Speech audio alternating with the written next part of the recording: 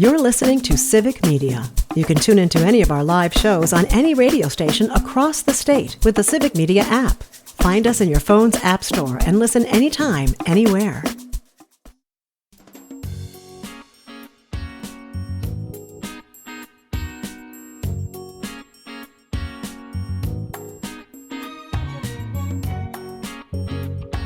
Live across Wisconsin on Civic Media, you're listening to Mornings with Pat Kreitlow, powered by Up North News.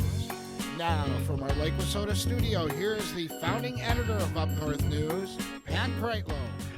Hey, good morning. It is 8:06, and it's nice to have you back here up north from Wisconsin Rapids on this Wednesday. It's August 20th, 2025, and I'm live here at WFHR Radio, marking 85 years of service to the community through local broadcasting, and they're having a big old parking lot party today from noon to 6. They are right across from the DMV here in Wisconsin Rapids, right at the roundabout. Can't miss it. If you're in the area, stop on by. There'll be food trucks, a little dessert judging contest, photo booth, and so much more. So come on by and say happy anniversary to the folks at WFHR. Todd Alba will be bringing his show up here as well today from 2 until 4. Parker Olson is down in Madison Studio A2 producing things for us today. That includes a visit from Civic Media's Earl Ingram and his What's Going On podcast. We'll talk about that right after Brittany Merlot's weather forecast. And then later this hour, former State Representative Katrina Shanklin will join us, and we'll be talking in part about the congressman for this area, Derrick Van Orden, is about to have an event in the Wisconsin Rapids area, and some folks want to hold an event to make sure that he and his VIP guests know that they are not exactly down with the things that Van Orden's been doing and the things that he hasn't been doing, like not standing up to President Trump in seeking budget cuts that are going to hurt so many of Derrick Van Orden's constituents. So that's all ahead yet on this Wednesday. But first, we're going to get an update from meteorologist Brittany Merlot, who also is planning to come on down to the parking lot party at WFHR at some point today. So you know the weather can't be bad if she's venturing out to be a part of it. It's got to be all right, you know. You got to avoid, the bad weather. Well, if it's questions, if there's going to be bad weather she's going to forecast, then she's going camping, because that's right. the kind of thing she has to deal with. But for a parking lot party, we get the good stuff today. We sure do. A nice high pressure system settling into the state today. We're not looking at any problems, especially mid-state where Wisconsin Rapids is. High pressure will dominate the day. Mixed skies, highs in those mid to upper 70s across the state. Now, we do have a few problems. Big waves on Lake Michigan, especially by Milwaukee, Racine, and Kenosha. We're also looking at spotty sprinkle chances later on today. Now, mostly staying into the Fox Valley, Milwaukee area, but a few of them could make their way to other parts of the state. It'll be very light, very brief, not bothersome at all. We're actually going to see more sunshine, I think, than those spotty sprinkles. So overall, a good day today. We're going to push repeat tomorrow. Just mostly sunny, calm, and comfortable in those mid to upper 70s. We will be flirting with about 80 degrees statewide for Friday before more showers and storms start later on Friday and into early Saturday. That's a cold front moving through. And you've heard about it because it's going to be making it feel like autumn behind it. So some crisp, cooler temperatures, where I'm talking about Saturday's highs up north are going to be in the low 60s, down south in the low 70s. And then by Sunday, up north, low 50s are possible to low 60s down south. So a very fall feel weekend ahead. Well, let's connect the dots here. It was just a few minutes ago that Jimmy Kuska was telling us that high school football season begins tomorrow.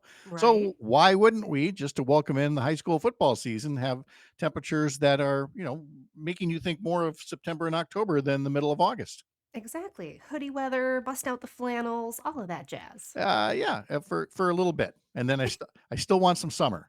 You will still get more. Don't worry. Okay. Hate to be greedy. No, I don't. I feel the same way, though. It's my stock and trade. Brittany, thank you. Have a wonderful day. You too. All right. Let's visit now with Earl Ingram from Civic Media and the What's Going On podcast with Earl Ingram. Earl, how are you today? I'm doing fine, Pat. How are you? I'm okay. Obviously, a lot of us are still concerned for you and all of our other Milwaukee friends and neighbors cleaning up from the flood. I see that FEMA should be in tomorrow in the Milwaukee area to do a damage assessment. You, of course, had sewage back up in your basement. How are things going? Well, I can say to those who are fortunate enough to never have experienced this, that they are very fortunate because you never feel comfortable. There are people who uh, at times like this will take advantage of people. And so, I'm certainly, like most others, concerned about mold. And so when you call people and ask them what it's going to cost for them to come in and do some mold remediation, the first thing they say is at a minimum $1,700. Haven't even seen your basement or anything, but $1,700 off the top. Hmm. And so people really are struggling, who really are in no position economically to deal with this. Um, you know, I lost washer, dryer, furnace, water heater, you name it, and many other things. But I'm a guy with gray hair, white hair, and so I've been around a little while. I can sustain it, but I feel so bad for so many people who can't. And this is what FEMA is supposedly for. And they've got to come in, and people need help, and that's what our nation has always been about, and it should never change. It shouldn't, and unfortunately, we have politicized FEMA, some of the folks in government now, and that's in the public sector and in the private sector. You do have these potentials for scams, or if not scams, then shall we just say exorbitant pricing, and these are affecting people for whom, at last report, 53% of the some 3,000 property assessments that were categorized as being destroyed or having major damage. I mean, so we're talking thousands of people who are affected by this, and sure could use a government that's looking out for them instead. And if they're not going to get that from the feds, then hopefully at the state and the local levels, we've got public servants who are more mindful of the victims than of photo ops and profits. Well, Pat, state and local really can't financially handle No. what has happened here. It's the federal government, and the people who are in office now. The first thing they did was cut back the amount of employees at FEMA. Mm-hmm. So when you look at what took place in Texas not so long ago, and now this, they're swamped, they're overwhelmed, and so all of these different things, you got to also factor in hurricane season is on the horizon, and we're faced with some really really difficult times ahead. And I will say to those who are listening, who have not been impacted and affected by these things, look at your insurance policies, because Pat, that's another thing. We buy our insurance, and we don't really look at it line item by line item, and we think that we're covered because we're paying for this insurance and we have it all these years, and then when you need it, they don't cover any of the things that you lost. Yeah, we hear about that with, health insurance all the time. You pay your premiums and then they deny you coverage for this and that. But the same can happen with your property, is that you've been paying your premiums all these years and not completely appreciating, what can be denied even after years of being a premium paying customer. You got to know. Yeah, it really is. And so I'll say that to people who are in this listening audience who may have not experienced these things, but a word to the wise: take a look at your policy. In my case, the sewer backup is an extra $100 a month. Had I known about that, I clearly would have paid the extra $100 a month Mm-hmm. for my property to be covered. But I never even thought of, hey, I need to have sewer backup insurance. Yeah.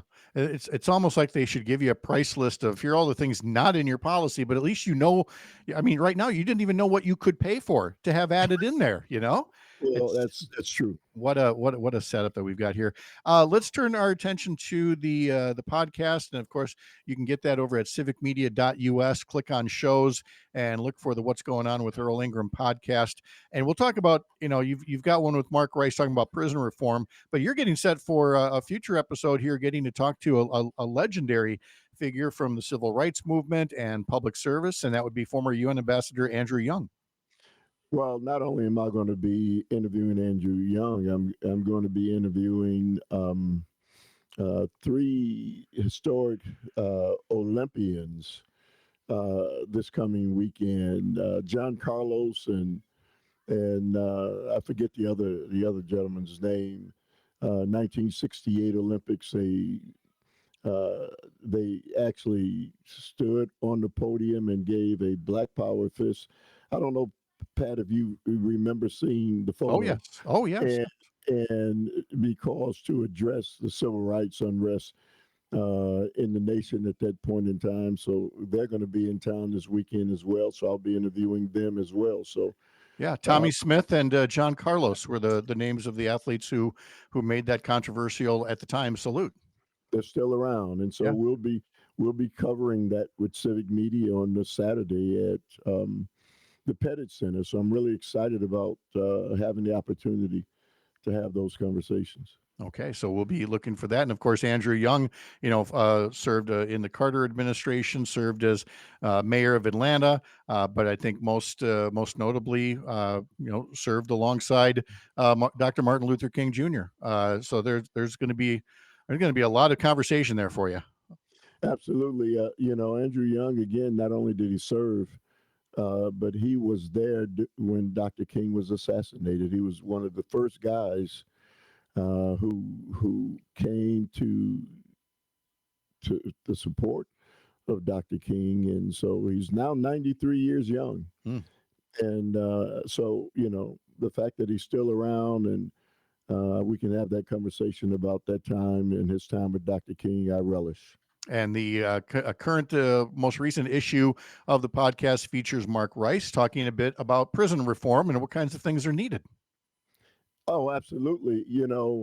Those gentlemen who I had on, two former prisoners who have changed their lives and are now advocates for prison reform. And they really cover a lot of information that we don't normally get because we hear about all the negative things. And certainly when people are incarcerated, they've made mistakes. But, there used to be something called when a person was locked up, they would, I don't know, Pat, why I'm having this brain freeze.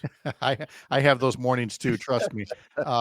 Yeah, and they were given opportunities for rehabilitation and parole and things like that. Yeah, and now it's just it's lock them up. Yeah, and and the insanity with that is you're never going to be able to build enough prisons. No.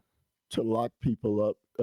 You've got to do everything you can to reform them, and there are people who have been reformed who are doing great things.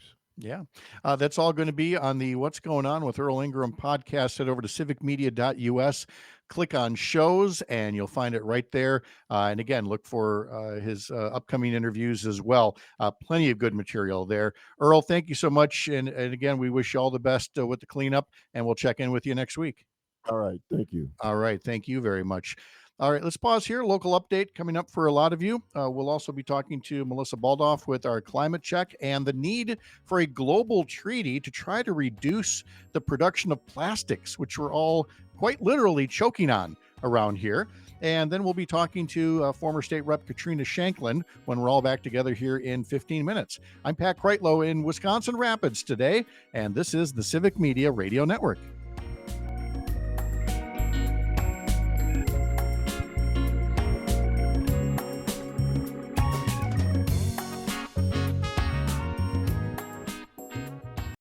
You're listening to Civic Media. Stay up to date on the latest news and information for your local community and Wisconsin by signing up for our free email newsletter. Visit civicmedia.us/email to get started.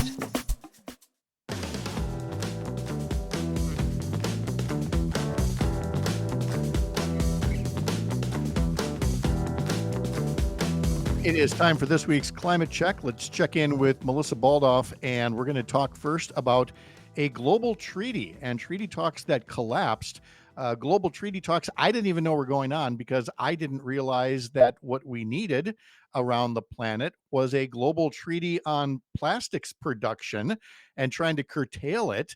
And it's a case of a whole bunch of countries do, and just a couple don't, and it's kind of monkeying up the whole works. Melissa, good morning. How are you doing? I'm doing all right today. Okay, well, let's talk a bit about this because, again, I was not even aware until recently that there were these treaty talks until they ended up apparently collapsing in Geneva, Switzerland, without a deal. But I suppose now that I'm learning about it, it makes sense that all these other countries that are impacted by plastics pollution would love to see, less of it being made as much as possible. But that turns out to be a pretty tough row to hoe. Yeah, I mean, well, you would hope that everybody would like to see uh less uh production of plastic and the pollution from it, the waste. Who hasn't been out at the beach going fishing on a hike and been incredibly disappointed by all of the garbage they're seeing, and knowing that it's harmful to our environment, it's harmful to the animals, it is harmful just to our way of life, right? Because it's not how we want to be, and it's unhealthy in so many ways. So, it's really disappointing to know that this is yet another area where, instead of the United States being a leader and joining with, our partners around the world, we're going to be on the wrong side of history, and the wrong side of what's right. So it's really disappointing, and it's just kind of another way that we're being failed by the lack of leadership in this administration. Yeah, environmental groups accused a small number of petroleum producing nations, and of course, petroleum is the building block of plastic, of derailing some ambitious ways to tackle plastics waste. These oil producing countries were looking for things that were a bit more vague, that just were kind of rah rah about recycling, but didn't really curb the production, which is getting to be a big problem on a very small scale, Melissa. We are only now appreciating this whole notion of microplastics as these things, they don't break down entirely and instead are getting to the size of which they're doing real harm to us. Exactly. And when you also think about another way that this is harmful, and how it shows up in our lives, just I can point to the recent flooding that happened in southeast Wisconsin. And you think about what the impact is if there's a lot of waste and that plastic pollution, clogging street drains, out there, impacting the way that the water is able to run off, if it's uh, in the way. So that's, it's going to show up in our lives on a daily basis if we don't address this. It already does. And one thing I would add, though, is we always like to talk a lot about you know what people can do and how to be engaged, and how to take action. And this is an area, though, with we need the big global solution, like with everything else, but there is also a way that people individually and on that more local level can be part of the solution. And that just means anytime there are cleanup efforts in your community, it's so important to be involved. I know, living right by Lake Michigan, we all often have beach cleanups and river cleanups too, being also close to the Milwaukee River. And we have so many wonderful waterways around the state. Obviously, more lakes than Minnesota. And it's so important that people are out there in their community helping to address this issue whenever they see it. We still need to you know, hold our leadership accountable and force them into action and make them do the right thing. But it makes these smaller scale cleanup efforts all the more vital. Let's pass along a little good news here from the Racine School District, where they voted last month on 4 solar panel projects that could save the district some $12 million over the next 25 years. And I noted, Melissa, there was in the news coverage of it, it said that the projects include $1.1 million in federal incentives. So I called up the Racine School District office and sure enough did get confirmed that those federal incentives are part of the Inflation Reduction Act. And so despite, cuts that will eventually be coming out of Washington D.C., the Biden administration's moves toward, job creation and saving people and saving school districts money, at least some of that work is still going on, including right here at home. Yeah, and this is great news. This is something I was so excited to see move forward, and really applaud the leadership of the school district. This is a project, and a concept that um, the folks at Forward Together Wisconsin have spoken with the Racine district about quite a bit, and have really been excited to help them find some of these solutions. And I would just encourage you know, Brian Style, who I can't imagine is a listener, but maybe somebody who is will pass this along to him. Uh, think about this. Think about this project. Think about how much it's going to save the taxpayers that he represents, and to know that the next school in the district that wants to save this kind of money on their project, and be able to then pass those savings along long term in the form of energy savings and energy efficiency, and also improved health for the kids and the people who work in the school. Those next schools, those next districts, school districts, aren't going to have these incentives No, they're not. because But of the short-sighted vote that yep. Republicans took. Birthday girl Melissa Baldoff, enjoy those free George Webb burgers. We'll talk to you later. I will. Thank you. All right, Katrina Shanklin's coming up next. You're up north.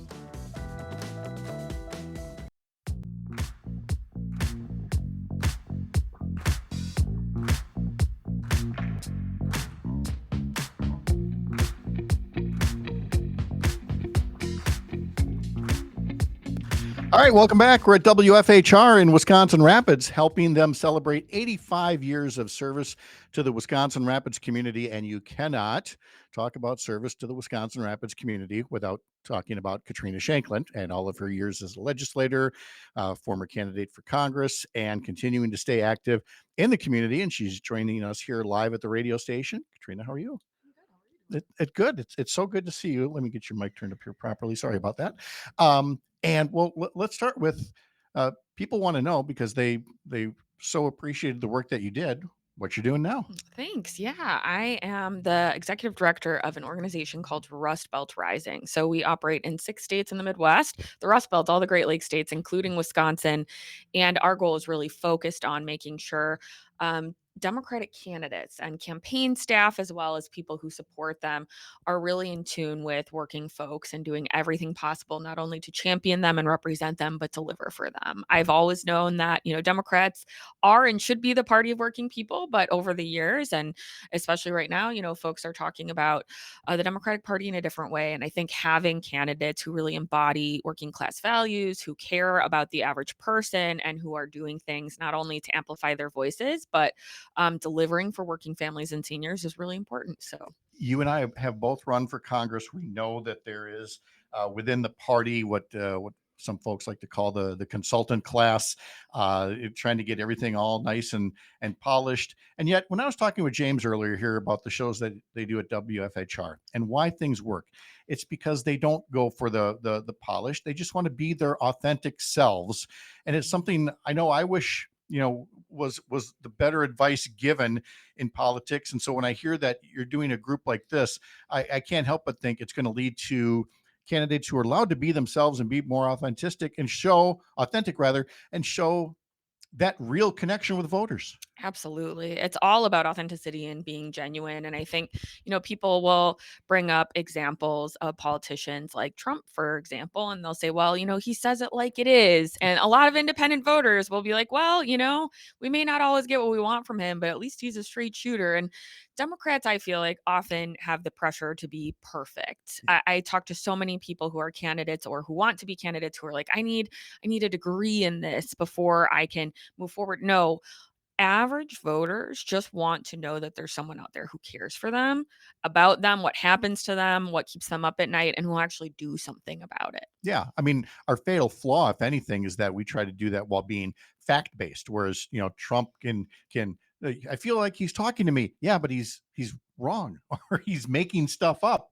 And for Democrats, and frankly for media companies like ours, it's a matter of, again, being authentic, but still being fact based along the way in the work that you're doing. Now, some of that work that's going on here in this area involves making sure that Congressman Derrick Van Orden is aware that a lot of what he's doing is, I mean, I think out of touch is putting it mildly when you see what all was in that bill he supported.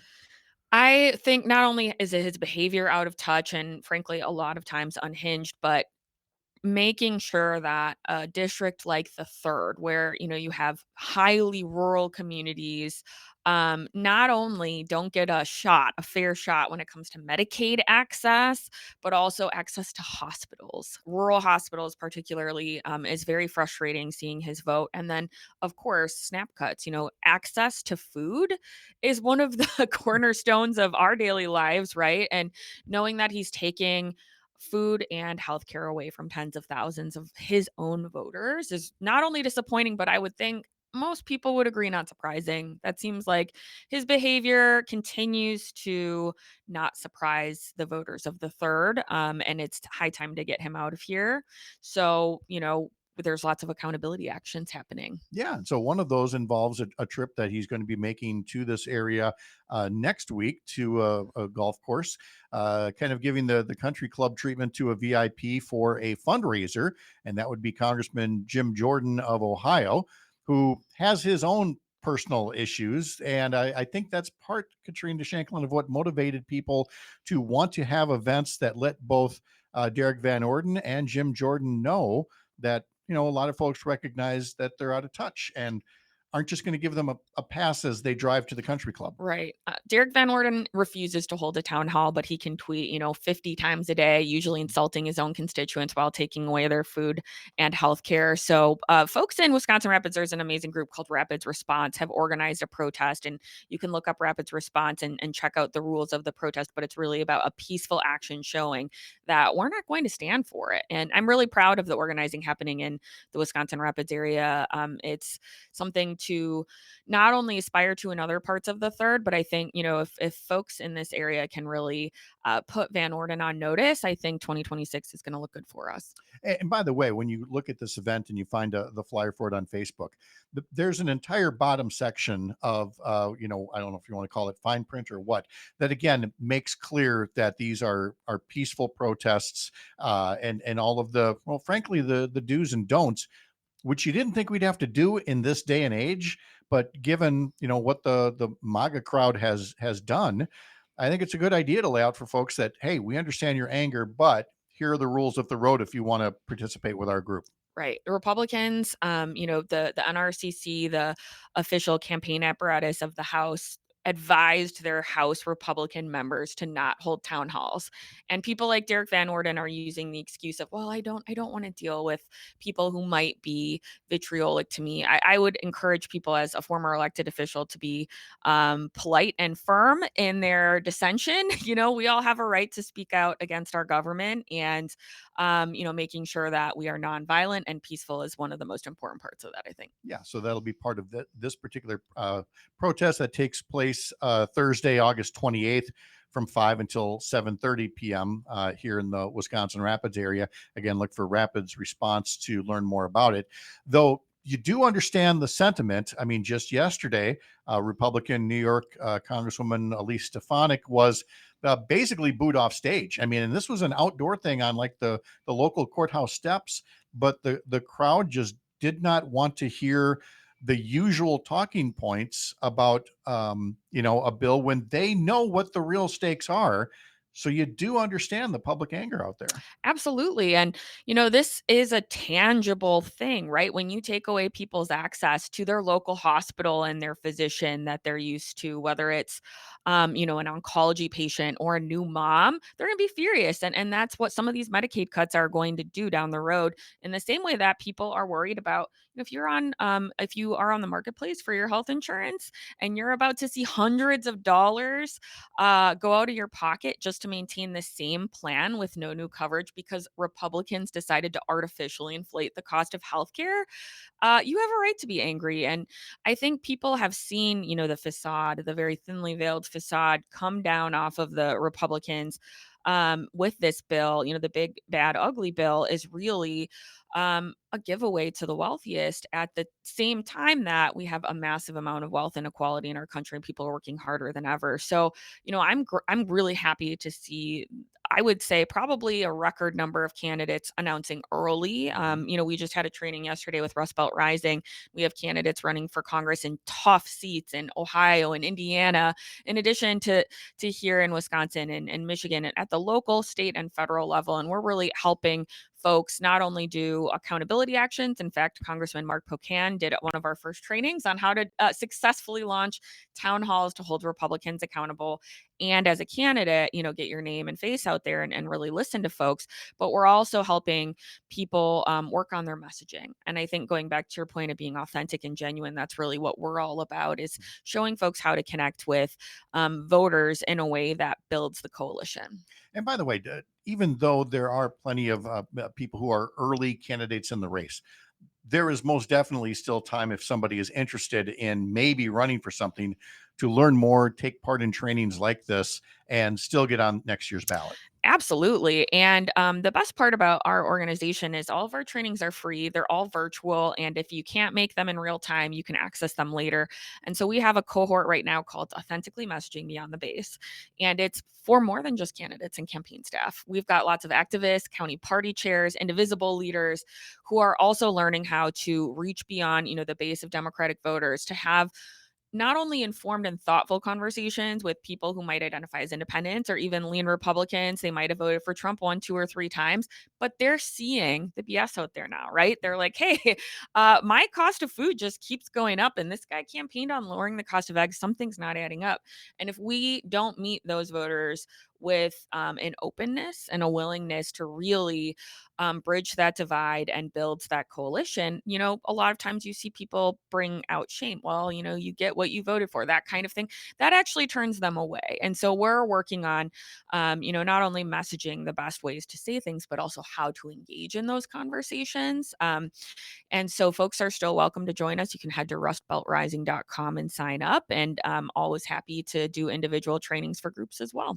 Katrina Shanklin, you have been, an important part of the voice that people hear on WFHR over their many years, and we're marking their 85th anniversary here today. So as a former legislator, I mean, you can speak about the importance of local media, of local newsrooms, of local shows that can reach out to local officials.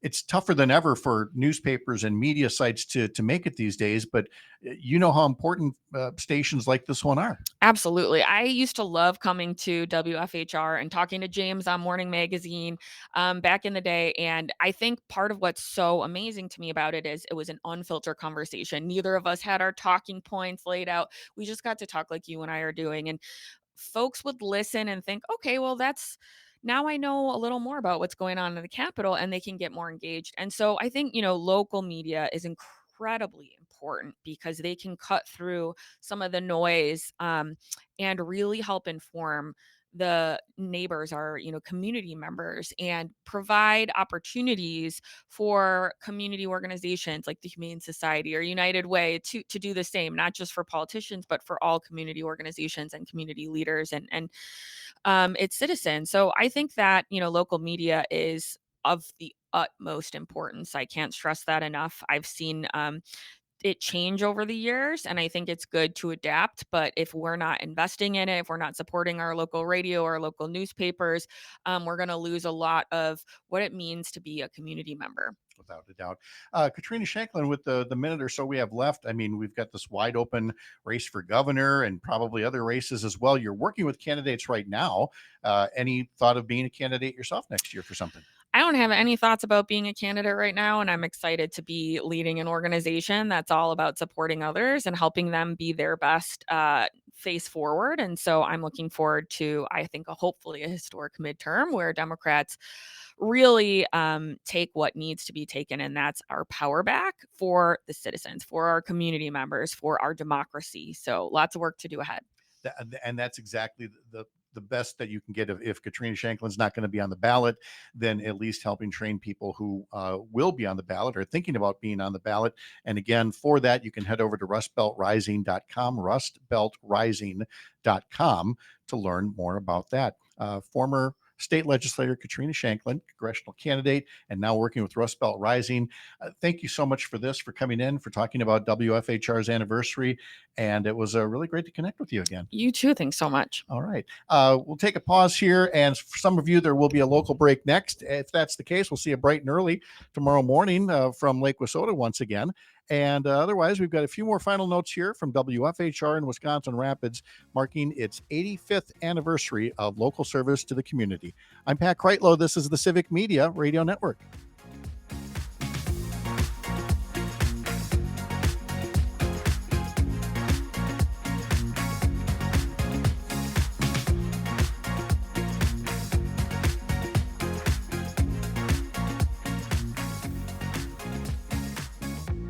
You're listening to Civic Media. Find the latest news, information, and archives of all your favorite shows on the Civic Media website, civicmedia.us.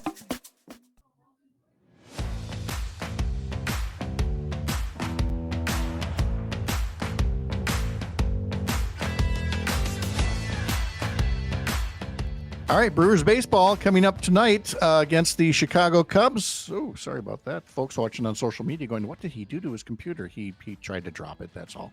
It'll be the Brewers versus the Cubs from Wrigley tonight. 6:30, the pregame begins on stations in Richland Center, Oshkosh, Racine, Kenosha, Park Falls, and Hayward.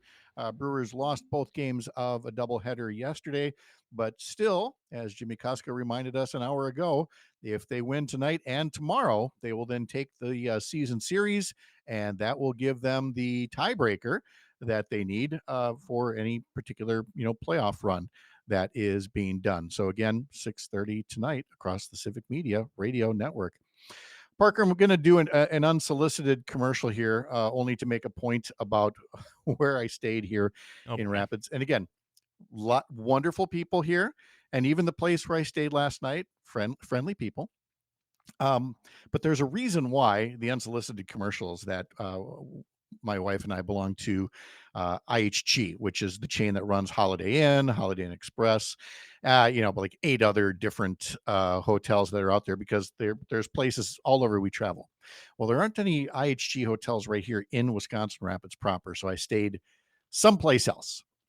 And when I ran for Congress, and you go all over northern Wisconsin, I stayed in all kinds of hotels and motels because it's a big district. So you got to do your overnights in some places.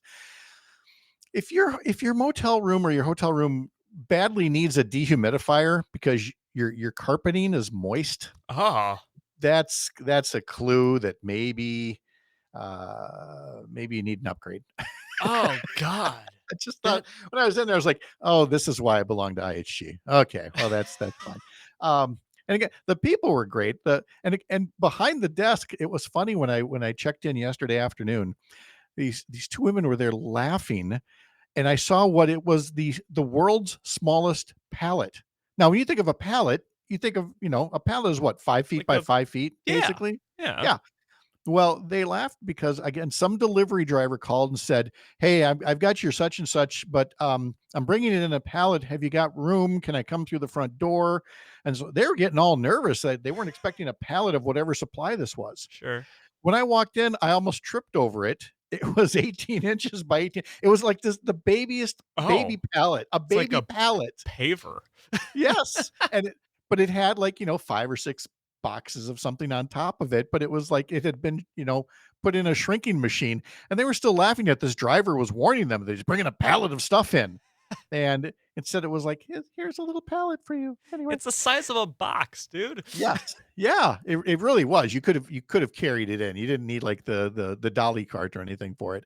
But anyway, Adventures in Wisconsin Rapids. We're here at WFHR, and again, the parking lot party is this afternoon from noon until 6. Although folks are already starting to gather around here, kind of get ready with the setup. There's going to be food trucks. There's going to be a dessert contest. There's going to be a photo booth for the kids. I don't know, for folks that might have missed James talking about this earlier. Our friend Melissa Kay has got one of the rooms set up where kids can come in and pretend to be radio broadcasters. And I saw all these wristbands, and I said, well, what are those? And she's like, they're USB drives. You pull the wristband apart, and there's a little tiny USB drive. She's like, so they're going to record themselves, and then we're going to put it on the USB so they'll always have it. Oh, that's so cool.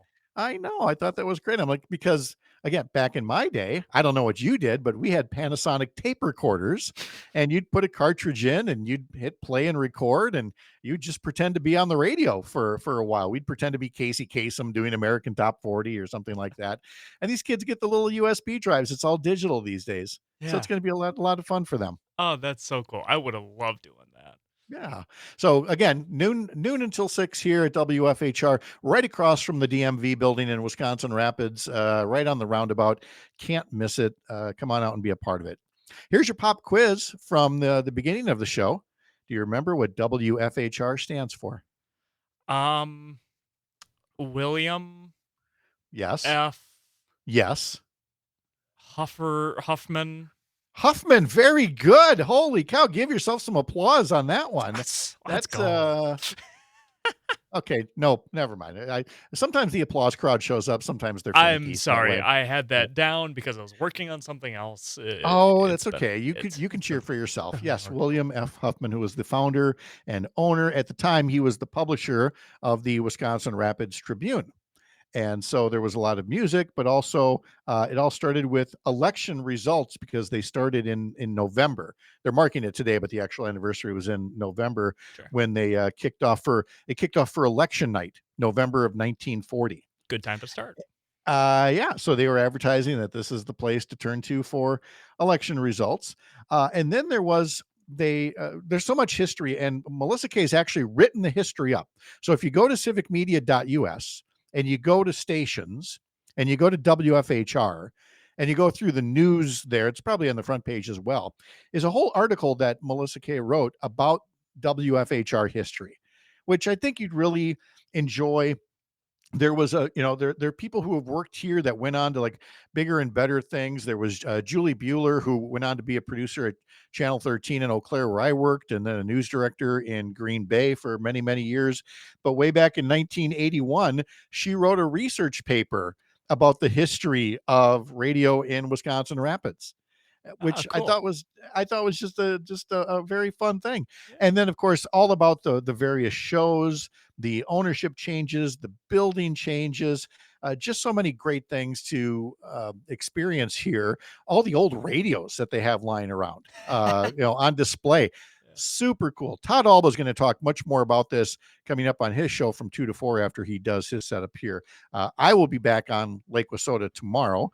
But this has been a lot of fun, Parker. We got to get you on the road for some of these things. I would love to get on the road for something like this. This has been a blast. I know. So we need more of our stations got to turn 85 years old, or just come up with a reason for a party. We'll do it that way, however it works out. And thanks to all of you as well for joining us live from Wisconsin Rapids. And again, if you're in the area, come join the parking lot party from noon until 6. I'm Pat Kreitlow from Up North News, the Wisconsin outlet for Courier Newsroom, a pro-democracy news network. Enjoy your Wednesday. See you back here bright and early, 6 a.m. here up north.